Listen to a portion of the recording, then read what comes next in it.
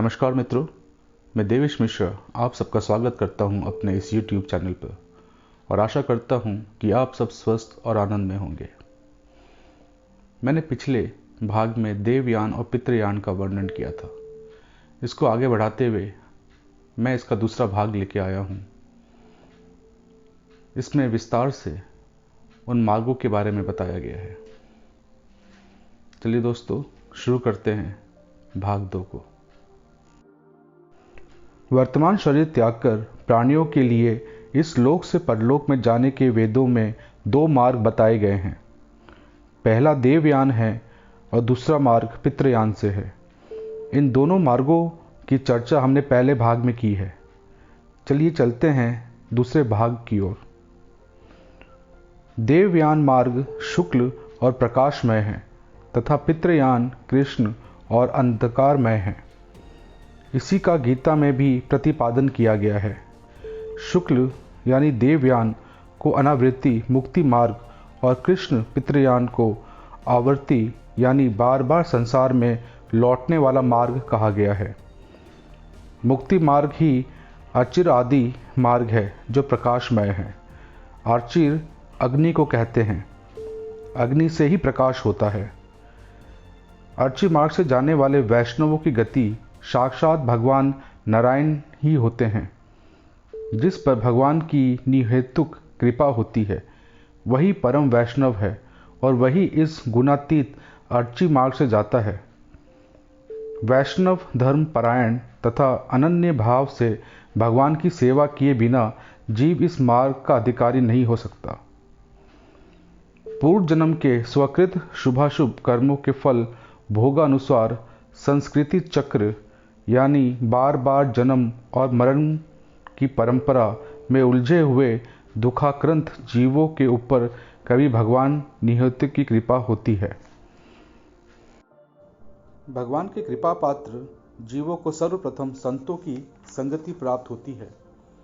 संतों की संगति द्वारा मनुष्य संसारिक विषयों से दूर होने लगता है और सर्वशरण्य भगवान नारायण की शरणागति को प्राप्त होता है। इस क्रिया के द्वारा उसे आत्मस्वरूप का परिचय प्राप्त होता है। आत्मज्ञान होने पर अनातुर भाव से प्रारब्ध कर्म फल को निशेष भोग कर शरीर आदि नाड़ियों में सर्वप्रधान सुषुम्ना नाड़ी द्वारा आत्मा का बहिर्निगम होता है। यह मुक्त आत्मा अर्चिर आदि मार्ग द्वारा वैकुंठ जाता है। ब्रह्मज्ञानी मुक्त जन अर्चिर आदि मार्ग द्वारा परम धाम जाते हैं। इस मार्ग में अग्निलोक, अहरलोक, शुक्ल पक्ष लोक, उत्तरायण लोक, संवत्सर लोक, वायुलोक, सूर्यलोक, चंद्रलोक, वरुणलोक, इंद्रलोक तथा ब्रह्मलोक आदि मिलते हैं। भगवान का अनन्य भक्त शरीर त्याग कर प्रथम अग्निलोक में जाता है। अग्निलोक देव उसे अपने लोक का मार्ग दिखाते हुए अहरलोक तक पहुंचा देते हैं। अहरलोक देव अपने लोक से उत्तरायण लोक तक पहुंचा देते हैं। उत्तरायण लोक देव उसे संवत्सर लोक तक पहुंचा देते हैं।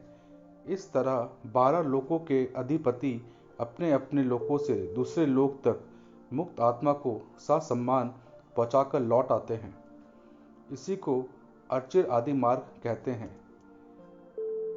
श्रुतियों में भी ऐसा ही कहा गया है।